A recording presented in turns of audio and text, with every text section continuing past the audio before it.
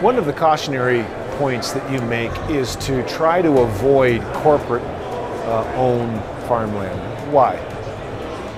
It's real quick and easy to get farmland into a corporation. It's very hard and long to try to get it out. And there might be some short-term benefits to putting it in right now, but you need to understand what the long-term costs and what the long-term realities or way it's going to affect when you decide to rent it out or you decide to sell it.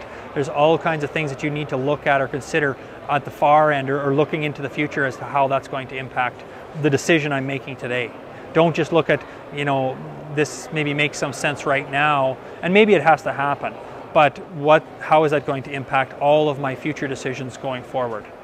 So I don't know if you can do this, but can you give me some examples of what kind of pain and suffering is at the other end? For sure. Things to be cautious of with corporately owned farmland would be the fact that corporations don't have a capital gains exemption. So if you own that land personally and the value goes up, as long as the capital gains exemption is available to taxpayers, you potentially won't pay any tax or very little tax on your sale of your farmland. If that land is in the corporation and it appreciates in value, the corporation is going to pay a tax on every dollar that it is appreciated, which could have been offset had you owned it personally. Renting it out, if you're going to simply rent it out on a cash basis in the future, you're looking at inactive income in a corporation, which is taxed at approximately 50%. Versus, personally, you'd be in the 40% tax bracket and likely much lower than that. So understanding the tax implications later on, even if it doesn't matter if you want to rent it out or sell it, they're both going to have some negative impacts later on.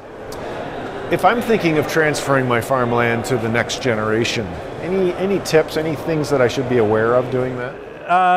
Well, definitely corporately owned farmland is going to complicate that process as well. Owning it personally is going to allow you to transfer certain pieces to certain individuals, whereas if it's owned in a corporation, the whole corporation has to go to those individuals.